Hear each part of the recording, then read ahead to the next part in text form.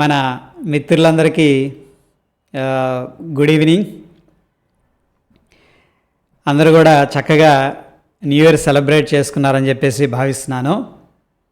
అయితే మార్కెట్ ఈరోజు చాలా డిఫరెంట్గా బిహేవ్ చేసింది. మార్కెట్ ఓవరాల్గా మనం చూసుకున్నట్టయితే ఫ్రెండ్స్ బుల్లిష్ సెంటిమెంట్లోనే నడుస్తుంది. అంటే మార్కెట్ అప్ ట్రెండ్లోనే ఉంది. But last half an hour కానీ మనం అబ్జర్వ్ చేస్తే స్ట్రాంగ్ సెల్లింగ్ ప్రెషర్ అనేది రావటం అనేది మనం ఎక్స్పీరియన్స్ చేసాం ఈరోజు. సో ప్రాబబ్లీ మనం చూసుకున్నట్టయితే కొంత రెసిస్టెన్స్ మార్కెట్లో ఉంది అనిపిస్తుంది. సో ఇటువంటి ఎక్స్ట్రీమ్ బుల్లిష్ ఉంది అనుకున్నప్పుడు మనం ఎలా అప్రోచ్ అవ్వాలనేది చూద్దాం. ముఖ్యంగా నిఫ్టీలో చూస్తే 21,800 దగ్గర స్ట్రాంగ్ రెసిస్టెన్స్ కనిపిస్తుంది. ఈవెన్ మనం ఓపెన్ ఇంట్రెస్ట్ డేటా అబ్జర్వ్ చేసినా సరే, ప్రైస్ యాక్షన్ అబ్జర్వ్ చేసినా సరే 800 నుంచి ఒక 30 పాయింట్లు పైకి వెళ్ళింది. దాని తర్వాత అక్కడి నుంచి కూడా లాస్ట్ హాఫ్ అన్ అవర్లో హెవీగా ప్రాఫిట్ బుకింగ్ చేసుకోవడం అనేది క్లియర్గా మనకి కనిపిస్తూ ఉంది. అయితే విషయం ఏంటంటే బ్రాడర్ ఇండెక్స్ ఏదైతే ఉందో దానికి లిఫ్ట్ చేయడానికి, అంటే మార్కెట్ ముందుకెళ్ళడానికి సహకరించిన వాటిల్లో ఐటీసీ, ఇన్ఫోసిస్ అనేది పార్టిసిపేట్ చేసినాయి, ఎస్పెషల్లీ నిఫ్టీలో. బట్ మార్కెట్ను డ్రాగ్ చేసింది హెవీ వెయిట్ ఏదో తెలుసా? మనకు వచ్చేసరికి ఈరోజు హెచ్డిఎఫ్సి బ్యాంక్ పార్టిసిపేట్ చేసింది. దాని తర్వాత భారతీయ ఎయిర్టెల్, M&M, ఈ మూడు కూడా మార్కెట్ని అయితే డ్రాగ్ చేయటం అనేది మనం చూసాం. అంటే మార్కెట్ పడిపోవడానికి ఈ మూడు మేజర్ కారణాలు అనమాట. ఈ స్టాక్స్ సెల్లింగ్ ప్రెషర్ వచ్చింది. అయితే ఆటో సెక్టార్లో మనం చూస్తే మహీంద్రా అండ్ మహీంద్రా దూసుకొని వెళ్ళిపోతుంది. బట్ కొద్దిగా అప్పుడప్పుడు ప్రాఫిట్ బుకింగ్ కూడా అగ్రెసివ్గా జరుగుతుంది. ఒక పర్టికులర్ స్టాక్ అనేది నాకు ఎందుకో షార్ట్ టర్మ్లో షార్ట్ సైడ్ వాచ్ లిస్ట్లో పెట్టుకోవచ్చు అన్న ఒక థాట్ అయితే దాని మీద ఉంది. రైట్. ఇకపోతే మనకి స్ట్రాంగ్గా మూవ్ చేసిన సెక్టార్స్లో చూస్తే మీడియా అండ్ ఎంటర్టైన్మెంట్ ఈరోజు ఏంటంటే టాప్ గెయినర్గా ఉంది. అంటే పర్ఫామ్ చేసిన సెక్టార్ అన్నీ కంపేర్ చేస్తే మీడియా, ఎంటర్టైన్మెంటు స్ట్రాంగ్గా కనిపిస్తుంది. బట్ నిఫ్టీ నెగిటివ్లో క్లోజ్ అయింది. ఫిన్ నిఫ్టీ, బ్యాంక్ నిఫ్టీ దాదాపు అన్నీ కూడా నెగిటివ్లో క్లోజ్ అవ్వటం అనేది ఈరోజు మనం చూడటం జరిగింది. ముఖ్యంగా బ్యాంక్ నిఫ్టీలో హై నుంచి, అంటే ఈరోజు ఏంటంటే హైకి వెళ్ళింది. హైకి వెళ్ళిన తర్వాత దగ్గర దగ్గర 200 పాయింట్లు కిందకి రావటం అనేది జరిగింది.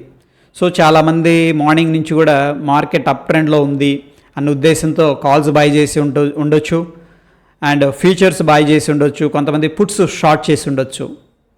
సో లాస్ట్ ఇంత షార్ప్ మూవ్ వచ్చింది కాబట్టి డెఫినెట్గా ఏంటంటే కొద్దిగా కాషియస్గా ఉండండి అని ఒక అలర్ట్ అయితే ఇవ్వటం జరుగుతుంది. మనం చూస్తే నిఫ్టీ, బ్యాంక్ నిఫ్టీ ఎందుకో కొద్దిగా అవుట్ పర్ఫామ్ చేయట్లేదు. నిఫ్టీ కొద్దిగా బెటర్గానే ఉంది పొజిషన్లో, బ్యాంక్ నిఫ్టీ కొద్దిగా ప్రాఫిట్ బుకింగ్ జరుగుతుంది. అండ్ లాస్ట్ 3 డేస్ నుంచి కూడా మనం చూస్తే అన్నీ కూడా ఇండెసిషన్ క్యాండిల్సే బ్యాంక్ నిఫ్టీలో. సో ఎనీహౌ ఇండెసిషన్ అంటే అక్కడ నుంచి రివర్స్ అవ్వాలని రూల్ లేదు, కానీ మనకు కొద్దిగా అలర్ట్గా ఉండమని మాత్రం చెప్తూ ఉన్నమాట వాస్తవం అనమాట. అదేవిధంగా ఇక్కడ రిలేటివ్గా స్ట్రాంగ్గా ఉన్న స్టాక్స్ లాస్ట్ 7 డేస్లో మనం చూసుకున్నట్టయితే హిందుస్థాన్ కాపర్ బెంచ్ మార్క్ అంటే మనకి నిఫ్టీ 50 కానీ నిఫ్టీ 100 కానీ ఉన్నాయి కదా, బెంచ్ మార్క్ అంటాం. సో నిఫ్టీ 100తో కానీ కంపేర్ చేసుకుంటే 30% అవుట్ పర్ఫామ్ చేసింది హిందుస్థాన్ కాపర్. సో ఈ యొక్క స్టాక్ అనేది షార్ట్ టర్మ్లోను అండ్ మీడియం టర్మ్లో కూడా ఎక్సలెంట్ మొమెంటంలో ఉన్నట్టు తెలుస్తూ ఉంది. అండ్ సెకండ్ స్టాక్ మనం చూసుకున్నట్టయితే హెరిటేజ్ కూడా అవుట్ పర్ఫామ్ చేసింది ఏది బెంచ్ మార్క్ని. దాని తర్వాత మనం చూసుకున్నట్టయితే అండర్ పర్ఫామ్ చేసిన స్టాక్స్లో మనకి ముఖ్యంగా ఏది లాస్ట్ 7 డేస్లో శిల్పా మెడికేరు, డిష్ టీవీ, IIFL వీటిల్లో అయితే అగ్రెసివ్గా ప్రాఫిట్ బుకింగ్ లాస్ట్ 7 డేస్లో కనిపిస్తూ ఉంది. అండ్ అండర్ పర్ఫామ్ చేసినాయి అనమాట. అండర్ పర్ఫామ్ అంటే బెంచ్ మార్క్ని బీట్ చేయలేకపోయినాయి. Okay, so top losers comparatively Nifty రిటర్న్స్తో పోలిస్తే ఈ రిటర్న్స్ అనేవి, వీటి రిటర్న్స్ చాలా తక్కువగా రావడం అనేది మనం ఎక్స్పీరియన్స్ అయితే చేసాం. ఇక మనం చూస్తే హయ్యెస్ట్ డెలివరీ పర్సంటేజ్ విషయానికి వస్తే, డెలివరీ అంటే అందరికి ఐడియా ఉంటుంది. ఒకసారి డెలివరీ అంటే చెప్తాను. ఇప్పుడు ఒక 1000 షేర్లు ఒక కంపెనీలో ట్రేడ్ అయినాయి అనుకుందాం ఫ్రెండ్స్, ఓకేనా? ఒక 1000 షేర్లు ట్రేడ్ అయినాయి వాల్యూమ్ లాగా, ఒక 1000. దాంట్లో ట్రేడ్ అయింది 1000, దాంట్లో ఇంటికి అన్నీ తీసుకెళ్తున్నారు, అంటే ఓవర్ నైట్, దాన్ని మనం డెలివరీ అంటాం. అటువంటి డెలివరీలో మనం చూసుకున్నట్టయితే ప్రోక్టర్ అండ్ గ్యాంబులో ఒకటి కనిపిస్తుంది, పీజీహెచ్ఎల్, దాని తర్వాత కోల్టే పట్టీలు కనిపిస్తుంది, అండ్ రస్టోమ్ జీ ఇదే కీస్టోన్, ఆల్రెడీ దీంట్లో మనకి పొజిషన్ ఉంది. ఓకే, ఈ యొక్క పర్టికులర్ 3 స్టాక్స్లో ఏం జరిగిందంటే హయ్యెస్ట్గా డెలివరీ క్వాంటిటీ అనేది వాళ్ళు పట్టుకెళ్తున్నారు, అంటే ఓవర్ నైట్ తీసుకోవడం జరిగింది. హెవీగా వాల్యూమ్స్ అనేది ట్రేడ్ అయినాయి, అండ్ వాల్యూమ్స్ ట్రేడ్ అయిన దాంట్లో కూడా హయ్యెస్ట్ డెలివరీ వీళ్ళు ఈ యొక్క 3 స్టాక్స్లో తీసుకువెళ్ళటం అనేది మనం ఇక్కడ చూడొచ్చు అనమాట. ఓకే, ఇక మనం చూసుకున్నట్టయితే ఓవరాల్గా మార్కెట్ ఎక్స్ట్రీమ్ గ్రీడ్లో కనిపిస్తుంది. గ్రీడ్ ఉన్నప్పుడు చాలా జాగ్రత్తగా ఉండాలి ఫ్రెండ్స్. ఓకేనా, వారెన్ బఫెట్ గారు అదే అని అంటుంటారు. ఆయన అందరూ హెవీగా గ్రీడ్ ఉన్నారంటే మార్కెట్ ఏంటంటే ఒక రివర్సల్ పాయింట్ చూపిస్తూ ఉంటుంది. అటువంటి సమయంలో నీ దగ్గర పొజిషన్స్ ఉంటే ఓకే సెల్ చేయడానికి ప్రయత్నించు.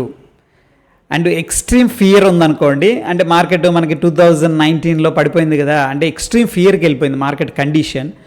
అటువంటి సమయాల్లో ఏంటంటే నువ్వు కొద్దిగా బాయింగ్ చేసుకుంటూ నీ యొక్క పోర్ట్ఫోలియోని బిల్డప్ చేసుకో అని చెప్తుంటారు. ఎనీహౌ ఇక్కడ ఓవరాల్గా బిగ్గర్ పిక్చర్లో మనం కనుక చూసుకున్నట్టయితే ఎక్స్ట్రీమ్ గ్రీడ్లో కనిపిస్తున్నట్టు తెలుస్తూ ఉంది.